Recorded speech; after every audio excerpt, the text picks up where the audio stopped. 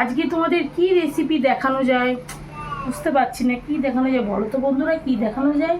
Idea মাথায় চলে এসছে একটা রেসিপি।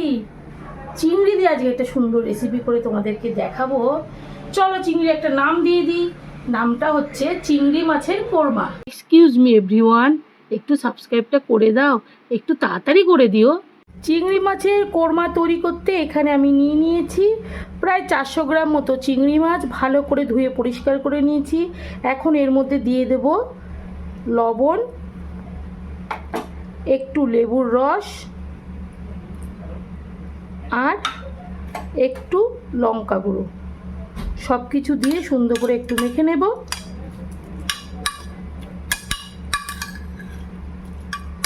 ব্যাস, এটাকে এখন রেখে দেবো। এবার কি কি লাগছে সেগুলো একবার তোমাদেরকে দেখিয়ে দিই। আমার এখানে লাগছে কুচনো পেঁয়াজ, একটু ডুমো করে পেঁয়াজ, এখানে ছোট দুটো ডুমো করে পেঁয়াজ নিয়েছি, রসুন নিয়েছি, আদা নিয়েছি, কাঁচা পাকা লঙ্কা নিয়েছি টমেটো কুচি, টক দই, আর এখানে আছে পোস্ত আর কাজু। প্রথমে চিংড়িগুলোকে ভাজবো, তারপর এখানে এই কুচনো পেঁয়াজটা বেরেস্তা করতে হবে। আস্তে আস্তে করে তোমাদেরকে দেখাচ্ছি কিভাবে আমি করছি। চিংড়িগুলোকে ভেজে নিতে হবে, তার জন্য আমাকে সাদা তেল ব্যবহার করতে হবে। আজকে রান্নাটা সাদা তেলেই হবে। তেল অলরেডি গরম হয়ে গেছে। এর মধ্যে আস্তে আস্তে আমি এই যে চিংড়িগুলোকে ছেড়ে দেব। জল যেন একদমই থাকে না, জলটা ঝরিয়ে দিচ্ছি।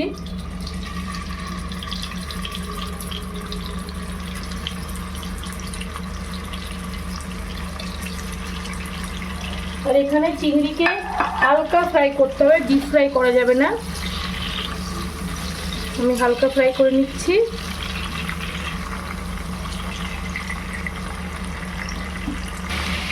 এরকম করে আমি ভেজে নিয়েছি, এবার তুলে নেব।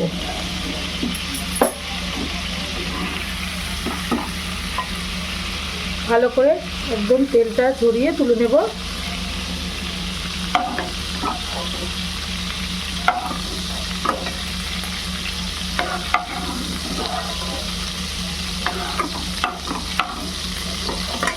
এবার এই গরম তেলের মধ্যে আমি পেঁয়াজগুলোকে ছেড়ে দেবো বেরেস্তা তৈরি করার জন্যে।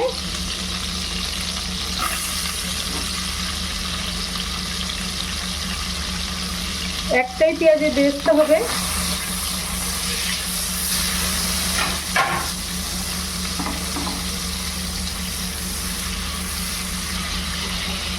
পেঁয়াজগুলো সুন্দর করে লাল করে ভেজে নিচ্ছি। এবার পেঁয়াজটা তোলার পালা, তুলে নিচ্ছি। দেখো এরকম করে ভেজেছি।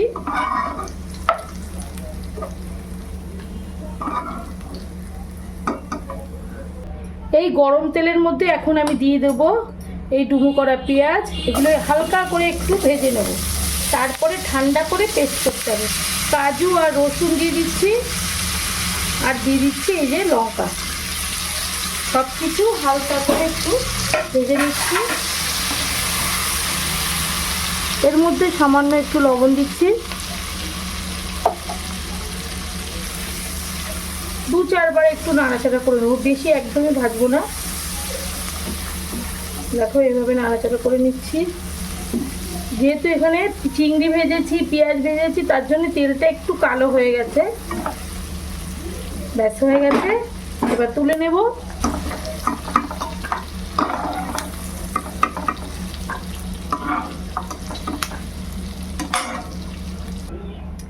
এখানে পেঁয়াজ, লঙ্কা, রসুন, কাজু সব কিছু ভেজে নিয়েছি। এবার সব কিছু একবারে পেস্ট করতে হবে, তার জন্য এর মধ্যে দিয়ে দিচ্ছি কুচনো আদা আর এখানে ভেজানো পোস্ত।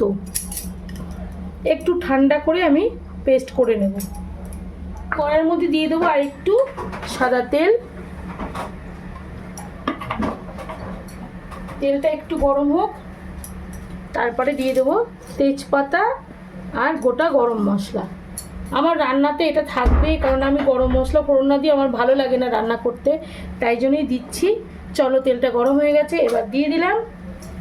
আর একটু গরম হতো, কিন্তু দিয়ে দিলাম।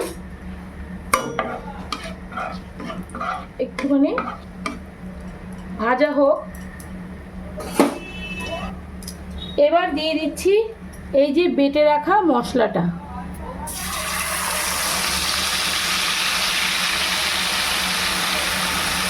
সুন্দর করে পরিষ্কার করে দিচ্ছি। দিয়ে দেবো লবণ, এটাকে এইটুকু লবণ দিচ্ছি, লাগলে আরেকটু দেবো। আচ্ছা, আরেকটু দিয়েই দিচ্ছি, লাগতে পারে। এই যে এইটুকু দিচ্ছি। আর এর মধ্যে এখন চলে যাবে টক দই, একটু মিশিয়ে নিই।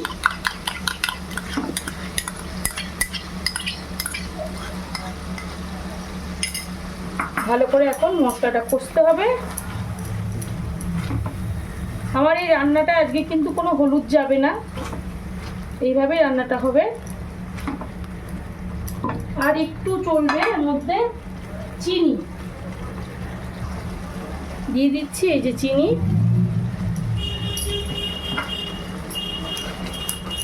ভালো করে মিশিয়ে দিচ্ছি।